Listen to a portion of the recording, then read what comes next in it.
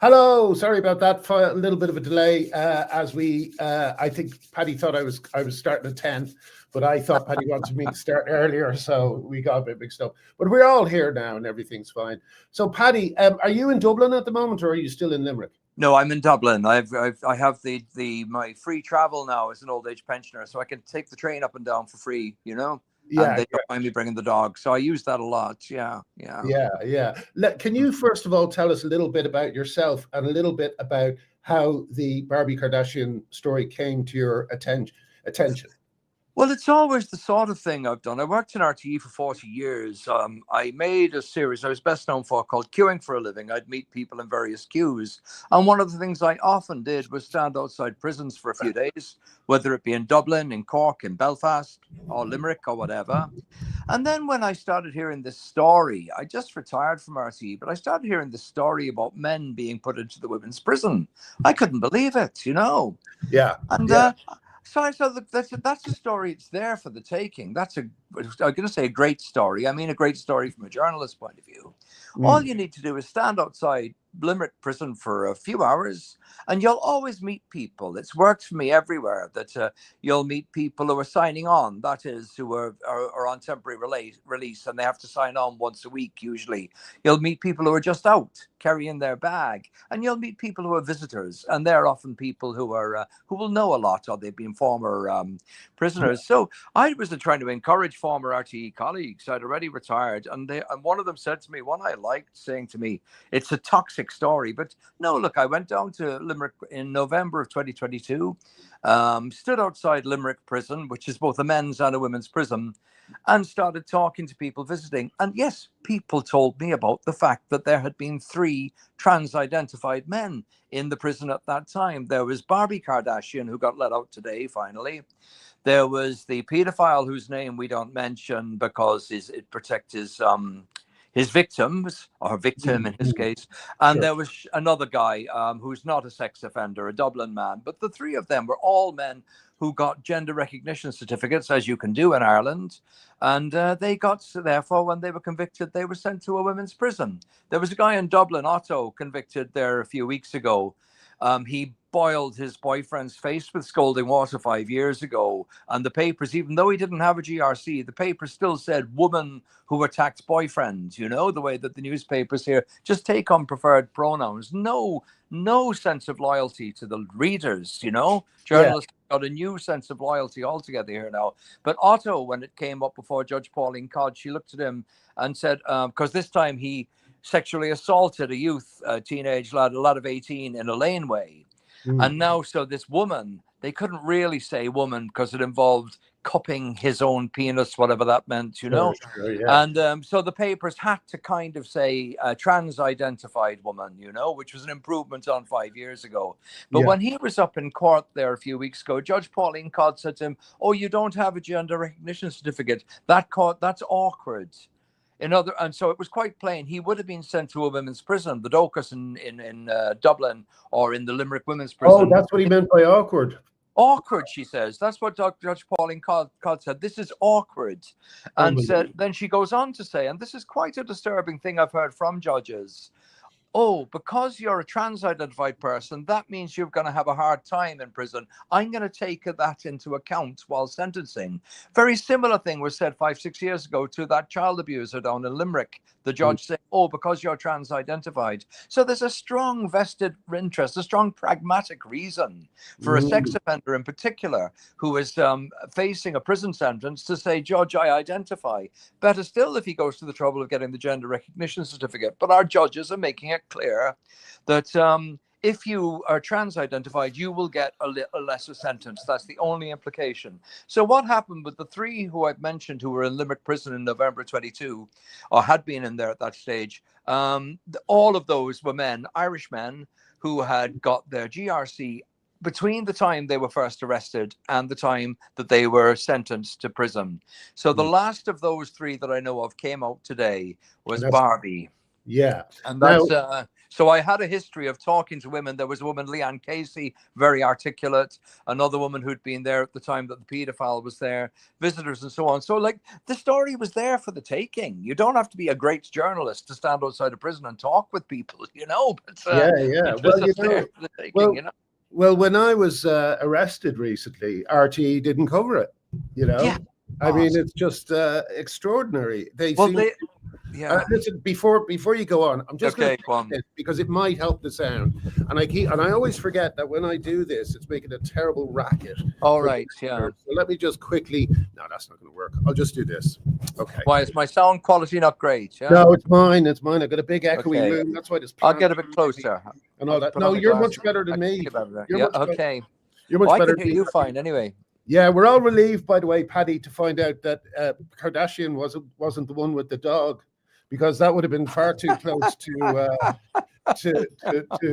silence. You see, I have a little doggy here. Actually, she's on my shoulder here behind me. Yeah. There you are, Bailey. Well, there you go. There's another 200,000 viewers. But listen, can you?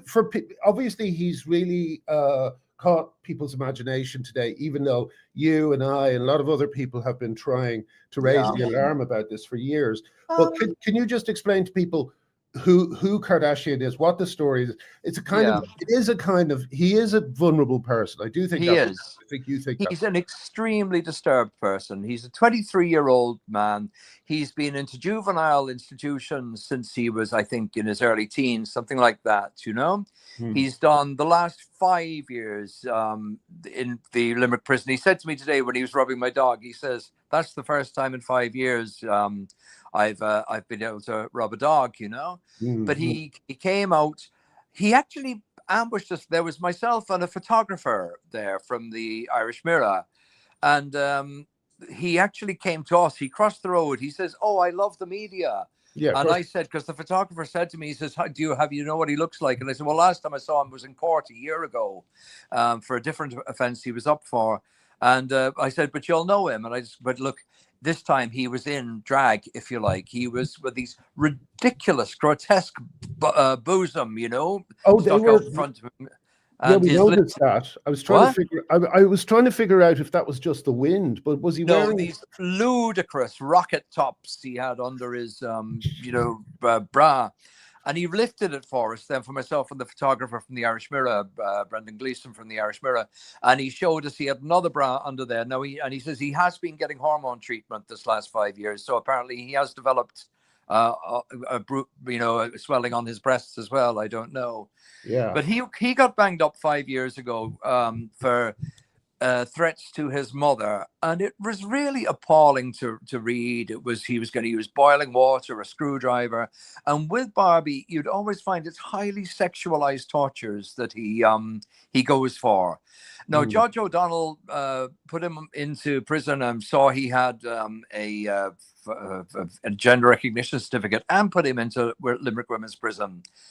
It was November 22 that I first started podcasting women. I met another woman in Dublin who'd also been there, bringing it to the attention of the prison authorities that women were being subjected to sexual abuse, verbal sexual abuse in the prison. And I had some of the trans rights activists saying, "Oh, sure, that's like only hearing the noise from a bus in Mountjoy. Then they're not in any danger." I said, "Great. So you say an obscene phone caller, you know?"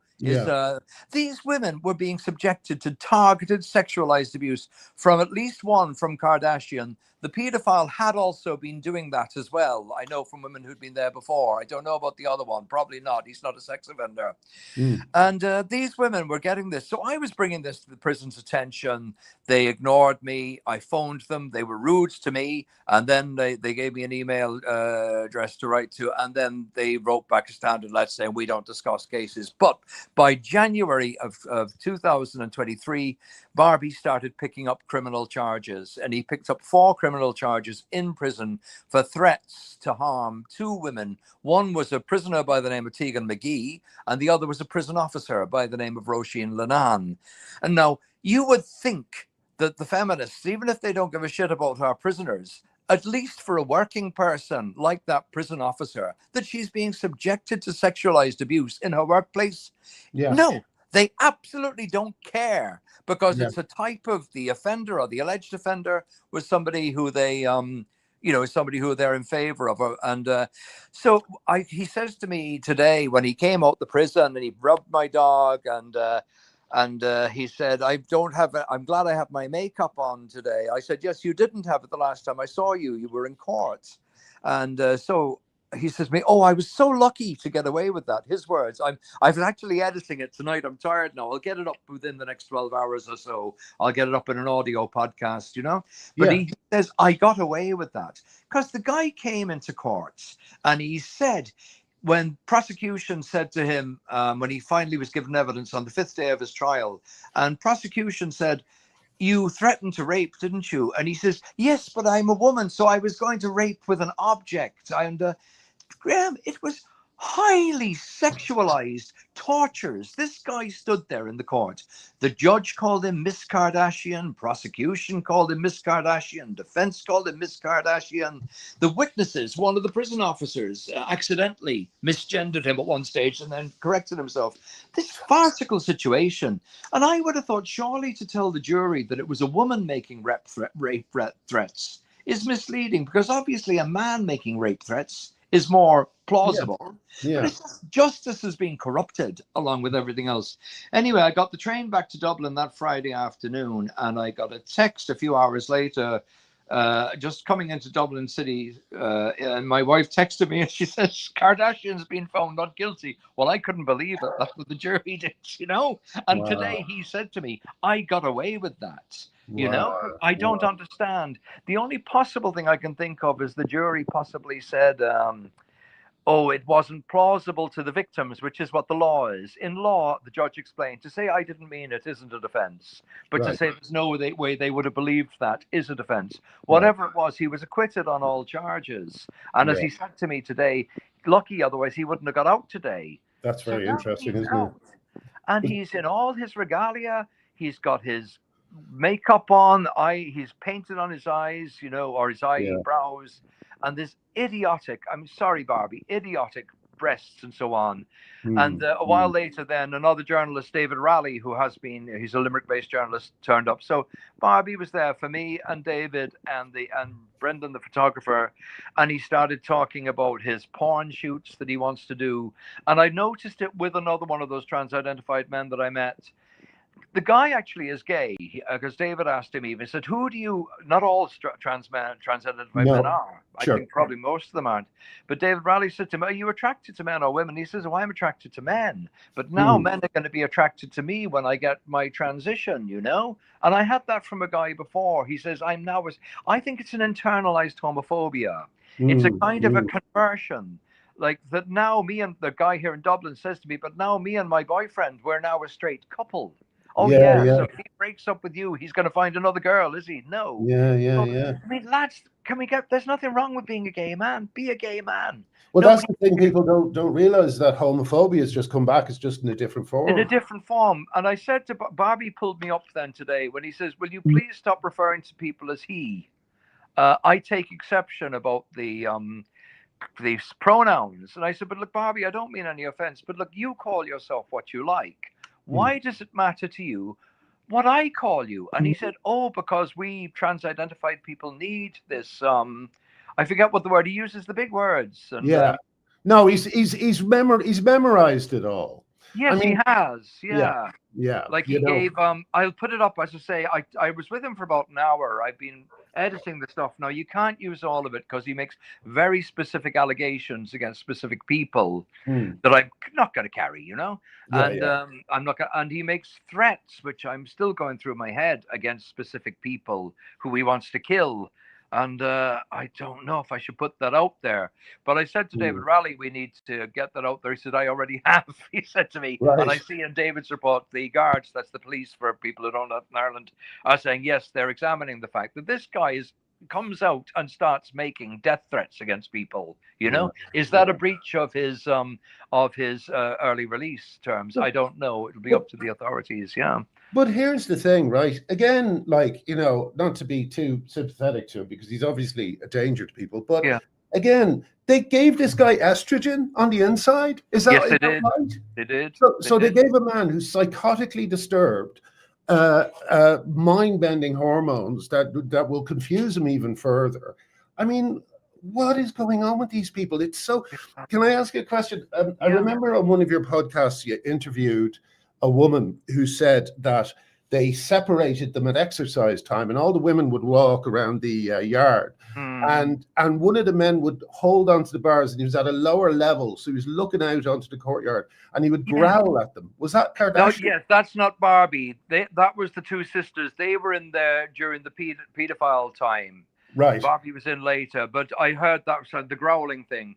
But like it came out during Barbie's trial, and everything those women said to me, that you could, they knew that they were under observation from inside the cells by sex offender men. Just as when they were out, they could look through their cells, because look, even though they pretend trans women are women in the prison, they know very well they're not, which is why they have a de facto segregation. But not enough, obviously, for Barbie to be able to make all these death threats, which, even though he was acquitted of, he freely admits that he did do all of that. And like you, I mean, I do feel sorry for him. The guy is really quite disturbed. But I was listening back to the stuff I took earlier. In the first 2 minutes, and I say to him, once he's petted my dog, how are you? You're out. And I said, but Barbie, you did do some very serious things. When you were in there, you made very serious threats against 2 women. And he says, oh, yes. And he says, I regret. And I thought, oh, he's going to say sorry. I regret I didn't get to carry those threats out. He says, what? Yes, because they deserved it. And he repeated what he had told his trial, that in the case of, I can't remember which of the women, was it the prison officer or the prisoner? I think it was the prisoner, saying, but she said that I left the shower in a state, because the shower was at the end of E-wing. So Barbie and the girls and the women were using the same shower unit. And she said that I didn't clean the shower properly. That's why I threatened to rape her. And I said to Barbie, look, I don't know about the shower, but isn't threatening to rape and torture somebody rather extreme? Oh, but she deserved it, And next thing, a strange thing happened. There was cars coming by. He's quite well known. I'm on the ground, on the pavement, sitting down with Barbie, because that's where he's sitting. There's cars going by on the road in Limerick, and people are shouting out, hiya, Barbie. And next thing, a woman shouts, hiya, Barbie. Well, he jumped up in anger, and he says, that's Tegan McGee. Now, she was the one who he threatened, if he was right. I did see her when she gave her evidence, but she was on remand when he threatened to rape her, Right. And she said, and I said, that's the woman you threatened to rape. Yes, he says, I'm going to, and he made I better listen back to it again, because I don't want to be terrifying Tegan. But he said he gave bad intentions towards her. And I said, okay, you've said there's 3 people he wants to kill. I said, what about the prison officer? Are you still planning to rape her? And he says, well, it won't be practical, because I'm going to be imprisoned for having killed the other 3. Well, I said, could you give her a bit more reassurance that maybe you're sorry? No, it was utterly without remorse, And he'll probably watch this now, because he's media obsessed. And look, Barbie, I'm not saying anything you didn't say yourself, okay? So I was really quite shaken, and I think so was fairly hardened, say, journalists. We've heard a lot, but I mean, you can see it with David Raleigh as well. We're looking at each other saying, what are we listening to here? Well, and there's two things about this that I want to explore a little bit. The first is this man is now allowed by an Irish law that no one realized was being passed to go into any female space. And it sounds like he is easy to offend and extremely violent. And because of I think it was Varadakar's government, he's now able to enter into any female changing room. It's 2015, I think. Varadkar was the Taoiseach at the time. I think, pretty sure. Any female changing room, swimming baths, rape crisis centres, he's allowed in all of them in Ireland. And Irish people still don't actually know that that's the law of the land. Would you say that's true? Yes, I do think that's true. Because, Graham, I'll tell you, I'm ashamed of myself as a journalist. I didn't know it was the law of the land. The first thing I heard about this, it was before COVID. I was working out in RTE one night, and there was a picket on the gate of RTE. I'll tell you how long ago it was. It's because you were appearing on a primetime Yes, program. I remember. Yeah. Yeah, that's what, 7 or 8 years ago, I think. And I thought, this is weird. But anyway, I'm glad RTE is standing up to these bullies, whatever Graham Lennon has to say. And to my shame, I actually didn't take too much notice of the topic. I knew what it was about, but I thought, oh, for God's sake, I just didn't see I never would have believed that by now this would be taking such a big part of my life. Because I realized how important it is, Yeah, absolutely. So, yeah, that is the case. And I pressed Barbie on that today. I said, look, if you want to use a public toilet right now in Limerick City, are you going to go into the women's or the men's? Oh, I'll go into the women's, he said. And then he said, this is what I don't like with Graham Linehan and J.K. Rowling, because they are saying that people who are trans-identified are necessarily a danger. We're not. So I tried to explain the Graham Linehan and J.K. Rowling thing. That will get up in my podcast in the next 12 hours, Yeah. But I said, look, no, what I am saying, what we're all saying is, look, just if a man puts on a dress, it doesn't make him less of a danger. That's all we're saying. Yeah. Now, Graham, I'll go into it sometime, but I do worry. I mean, people like the Minnesota shooter, there's another one who was, the stuff, it was only the Times of London I read it in when he says, I will wear a dress to do my shooting. For him, when he went and murdered those children in that church, it was in his mind tied in with his trans identity. I'm not saying it always is, but I know your position and my position has been officially like, all we're saying is it doesn't make a man less dangerous if he's in a dress, I think there's quite a lot of disturbing empirical evidence at this stage that there's a cult. We're always hearing about toxic masculinity. There's a toxic trans cult, that violence is there the whole time. Violence against you. Again, I mean, I've been threatened. It just goes routinely. If Kelly J. Keane has a meeting, everybody goes to shout them down. Like you and I, we don't go to transgender meetings and shout them down and threaten them with sexual assault and so on. So it's all pretty scary, And I have an inkling too, like it's tough on families, even on, and I'm not saying I went through anything like what you've gone through, but I have my wife saying to me tonight, and she's right. She says, do be careful. Will you please be careful? And I can see where she's coming from. Okay. Yeah. No, I know. And I think that was one of the main things that frightened my wife when I was still married, was that, I had attracted the attention of these psychos, Yes, but what I find most appalling about Irish society and UK society is all the people who should have been reporting on this. People like, Paddy Kilty should have been covering this on the Late Late Show. The fucking, there should have been things in hot press about this. There should have been things in every major, newspaper in Ireland about this subject, and they all completely abdicated their responsibilities on this. Yeah, that's right. And what I don't understand, I mean, to me, I actually thought, wow, this is a great story. It's a funny one. People don't believe me on this, but I was up in my local pub there about 3 weeks ago, and it was Sunday night. And it's so distracting. The dog is now licking your head. Oh, sorry. Sorry, and there's two elderly men a little bit older than myself, and I overhear what, in an Irish pub, it's not rude to talk to a stranger. People who aren't Irish don't do this. And one man says to another, and I think Graham Linehan is right. And I said to him, excuse me there, man. I heard what you're saying there. I think Graham Linehan's right too. Well, put it there. And we all shook hands. And there we were, three elderly Irish gentlemen. Now, drink lowers inhibitions, but it's not rude to talk to a stranger. And we're all there agreeing. But what I'm saying, that is what goes on in Irish pubs. That's where national conversation has migrated to, or online, or out walking my dog. That's another place that I meet strangers. But I remember I produced the Liveline program in my day and my years. I presented it 2 or 3 times as well. I know when you if you're a producer on that program, this is the national phone-in program on RTE. I know if I'd gone the next day, if I was producing the next day, and I had opened up the program with get a caller up, whether hostile or supportive of Graham Linehan, it doesn't matter. Somebody comes on and says, yeah, we've got a caller on. Well, I think it was right to arrest Graham Linehan. Doesn't matter. I know when you be producing the Liveline program, if you've picked a good topic, you see the phone bank light up. You see all those lighting up, that people are there wanting to get on. That's when you know you've got something that people care about. I know if RTE were to do a live line on Graham Lenihan or whatever else, yeah, that phone bank would light up. Yeah. 3 years ago, it was when Joe Duffy was presenting. They did 3 days on this.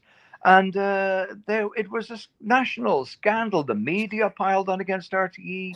The politicians called in RTE. They said to explain it. So, damn it, it was a phone-in program doing its job, which is to allow diverse opinions. But I don't recognize the world anymore, Graham. You know, I just don't recognize what's happening. And you say RTE is ignoring it. It's not like it's not it's something that people want to talk about. People would be. And it's worked very well, because when this no debate thing has worked very well for the trans lobby. Yeah. We're gradually cracking away at it now. But I know, like, when I came across this story there 2 years ago, I'm standing outside a welfare office in town, and a woman says to me, there was a woman got beaten up in the homeless services. I said, what? Yeah, a trans-identified man. You're joking. In the Rathmines battered wives home. Oh yeah, and this guy's there. And next thing I'm hearing women tell me, you'd know his bits and bobs. That guy, he came up. That case came up to court in September of 2013 or 2023 rather, and the court heard how he'd beaten this woman, a 60-year-old woman of slight stature, beaten her to the ground in a domestic violence shelter, ripped the hair from her head, thumped her to the ground, and what did he get? A 3-month suspended sentence. Now, he was one of the guys who'd been in Limerick Prison previously. Oh, really? What? Yeah. So when he came out of Limerick Prison I think it was about February of 22, having done a year for assaults, 3 assaults on men, this was, he was placed, when he's back in Dublin Regional Homeless Executive put him in a women's domestic violence refuge. And then he beats a woman up. I wrote to the Rathmines people and the city council, and they wrote me back stuff saying, oh, there's always trouble in hostels. Yeah. But but not gendered violence. That's why we have women's domestic violence refuges. You know, I just can't believe that this has happened, Graham. But when I say it to people, the public doesn't believe it either. They're really just startled. And it's so audacious. That's one of their other. Let's pretend. Yes, sir. Yeah, it's no, I was just going to say it's so audacious. That's one of their other skills in all this. They do something that's so bizarre and so extreme that you genuinely can't believe it's happening. I think there's a lot of people who still don't really believe that there's men in women's prisons, for example. You know, sure. Right now, there's Otto is in the men's prison, as far as I know. Good. But for the first time in 5, 6, 7 years, I think there may not be any men in women's prisons at the moment in Ireland that I know of. Barbie's out today, but I don't know for sure. You know. Yeah. Well, I hope the women who were in prison with these people, I hope they sue. I hope they sue when they get out. You know, they've got a good case, I think. You know? A lot of them are out now. I think most of the ones who would have been in there are out at this stage. Yeah. So I'll put it all together. I was kind of videoing at the same time, multitasking, and Gript Media, I sent them some of that videos. Now, I couldn't put it up on social media because I know some of the stuff was simply probably actionable because, stuff he said, why he's going to do things to people because of ways they wronged him, which I can't stand over. But I'm sure Gript will look at it. I'll look at it myself, and I'm less skillful editing video than I am audio. I've always worked with audio in my life, you know. Yeah, no, absolutely. Well, your podcast is brilliant, and I'll put a link to it below the information on the YouTube. That's great. Great. Yeah. Last thing I just want to say, sometimes you hear this argument by, especially politicians, they always fall back on it. It's one of their rote arguments. They always say that, even though there's self-ID in places like prisons, cases are chosen on a case-by-case basis, as if that somehow sorts out the problem. What would you say to anyone who says that? I would say the whole point of having women's spaces is that we don't decide if Graham Lenihan or Paddy O'Gorman should be allowed into the women's changing room on a case-by-case basis. We're men. That's why we're not in there. That's the whole bloody point of it, isn't it? You know? Yeah. And you try a case-by-case basis. I mean, you've said this yourself, Graham. Like, Actually, in the case of the guy they put in the Rathmines refuge, he was a man with a long history of violence when they put him in there, you know. Yeah. And when you think of it, it was just a month later, there was a young woman down in Limerick beaten to the ground by a guy who got a suspended sentence. And there was marches and all the rest of it, the National Women's Council. A month earlier, a man got a suspended sentence for beating a woman to the ground. And that was a guy with plenty of previous. And it was not even covered. The victim wasn't invited to come into Leinster House to address the politicians. They're still making documentaries about the victim in this case because, look, fine, you know, that's obviously it's a thing you can make a documentary on, but because the woman who was beaten up a month earlier was beaten up by a trans-identified man, there will be media silence on it, and it makes me very sad, Graham. I gave 40 years of my life to RTE. It makes me sad to see that company tying itself in knots now. Like, say, with the Minnesota shooter. Can you believe RTE didn't tell us the sex of the shooter in the end? You know? Yeah. No, like I can well believe it. Basic journalism, it described it as the shooter, the gun. It didn't say gunman. It like no gender. Yeah. No, I know what you're saying. You were there. And like, if anything happens, if somebody gets killed in a car accident, if man is killed in a car accident, you say man killed in a car accident, it's basic journalism. Yeah. But RTE managed to hold a story of kids getting gunned down at mass and not even tell us the sex of the person who did the gunning down. Quite deliberate, because they didn't want to offend pronouns or whatever. But that's the kind of way. And I'd love to see companies like my old company RTE regain its self-respect and respect for the public. And well, I don't know, but I can't believe what's going on around us. You know? The one thing I'll say to reassure you, Paddy, is that it's exactly the same story with the BBC. It is exactly the same thing. They lie by omission. Same thing as well as, you know, in liberal newspapers like Washington Post and New York Times. They've all been captured by a generation of people who put ideology above basic journalism, you know. Well, what reassures me here, our judiciary has also been captured in the ways I'm describing, that the judges are making growth. But I meet members of the Garda Síochána a lot, you know. Yeah. And because I do tend to podcast at the courts, and they talk to me a lot, and they're saying to me things like, "You're right about that, Paddy, and Graham Lenihan is right," you know. So I, unless at senior levels, I don't know, but generally, they have me. Whereas the police in Britain seem to be captured to an extraordinary degree, don't they? Oh well, yeah, back in a month to face them again, so that's going to be fun. But Graham, it's cruel what they've done. You know. Well, you know, I'll say one thing, Paddy. For the last 10 years, all I've been trying to do is to try and make this, you know, to try and make people realize what's happening. And being arrested was brilliant in that sense, because it suddenly drew a lot of attention to it. And it did. You know, and I think, Paddy, now I think this Barbie Kardashian moment is going to bring a lot of attention onto your brilliant podcast. Well, there's zero coverage in RTE tonight now. Zero coverage of Kardashian being let out. That would be interesting. Yeah, but I know the Irish Mirror was there because Dave Raleigh, he reports for 7 or 8 different papers, so I don't know who's taking it. Yeah. And Barbie says to him today, he says, "Will you please use the right pronouns for me?" And Dave said, "Well, that might be up to the editors in the end." And I'm looking at the Irish Mirror. Barbie's a she. Oh, really? Amazing. Amazing. What a time to be alive. Yeah. Well, you know, at least, I mean, it's always nice to know you're kind of, you have as your, comrades, just people as brave and with as much integrity as you, Paddy. So please keep it up and keep showing people what journalism really means. I'll leave it. Sorry. Thank you so much. Absolutely. I'll leave it at that, and I will see you soon. And keep yourself safe, won't you? And can't wait to hear the podcast. Yeah, I'll get up at about the early morning. I'm going to take a sleep now. Okay, good idea. Good night, Graham. All right, bye, Paddy. Bye. Bye.